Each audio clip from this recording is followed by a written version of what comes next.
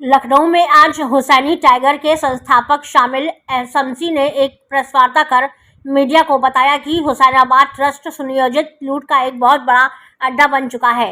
लगातार सरकार के अधिकारियों द्वारा उसे लूट का साधन बनाया गया है। जैसा कि चौक में ट्रस्ट की जमीन को चौड़ी करना के नाम पर जबरन ले लिया गया, लेकर सरकार के द्वारा ना तो ट्रस्ट कोई मुआवजा दिया जा रहा, ना ट्रस्ट में कोई योजना बनने की बात की गई।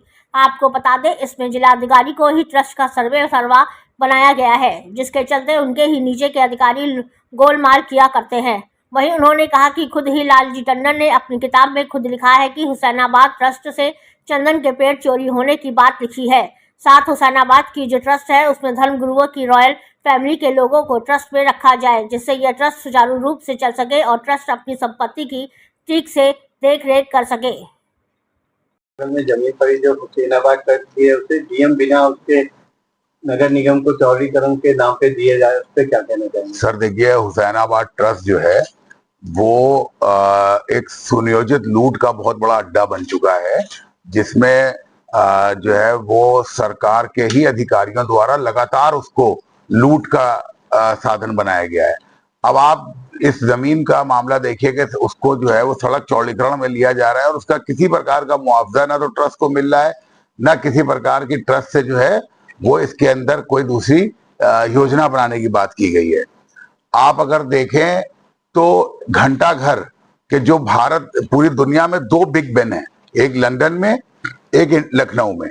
लखनऊ की बिग बेन चोरी हो गई, उसके ऊपर ना तो कोई एफआईआर हुई, ना कोई इसकी जांच हुई, ना किसी प्रकार का कहीं कोई खबर ली गई।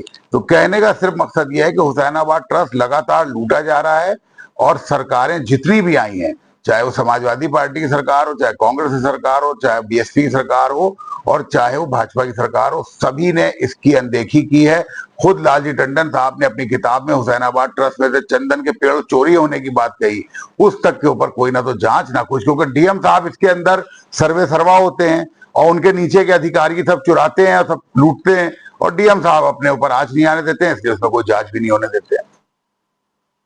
इस प्रकरण में जैसा कि इससे किस तरह से सुलझा, जिस तरह से लूट सरकार ले रही जमीन, उसे बताया गया? नहीं सर, इसमें एक तो जो जिला प्रशासन को इसमें चेयरमैन बनाया गया है, जिलाधिकारी को, वही गलत तरीके से है। इसके अंदर कमेटी जो है वो धर्मगुरुओं की और हमारे क्योंकि धार्मिक संपत्ति है, इसमें धर्मगुरुओं की, अंजुमनों की और रॉयल फैमिली कमेटी बननी चाहिए, उसमें सभी लोग शामिल हो ताकि सुनिश्चित तरीके से सुचारू तरीके से चल सके।